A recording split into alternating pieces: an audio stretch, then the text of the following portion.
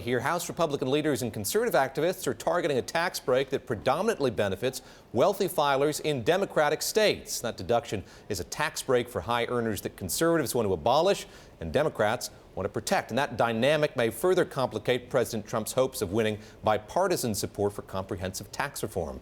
Bloomberg's national political reporter Sahil Kapur is in Washington. He's been looking at the state and local deduction. Let's start there. What is it and who does it benefit? David, the state and local tax deduction has been around for nearly a century, since the inception of the federal income tax, and it allows people to deduct their state and local income taxes from their federal tax bills.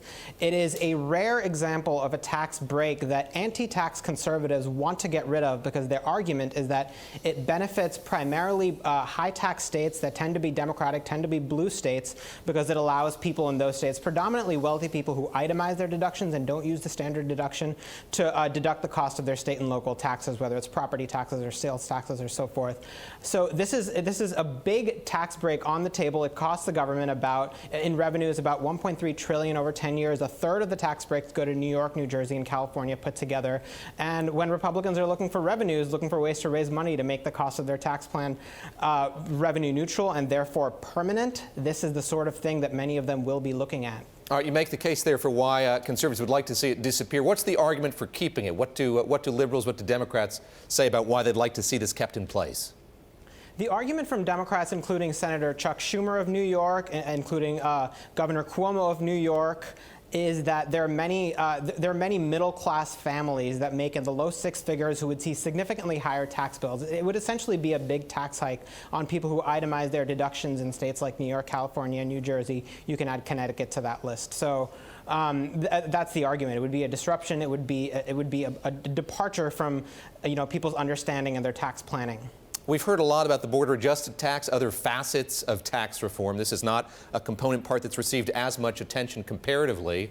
What has House Speaker Paul Ryan said about it? What has President Trump said about this particular deduction? About this particular deduction, House Speaker Paul Ryan and the top tax writer in the House, Kevin Brady, released a blueprint in June of 2016 that envisions the elimination of the state and local tax deduction.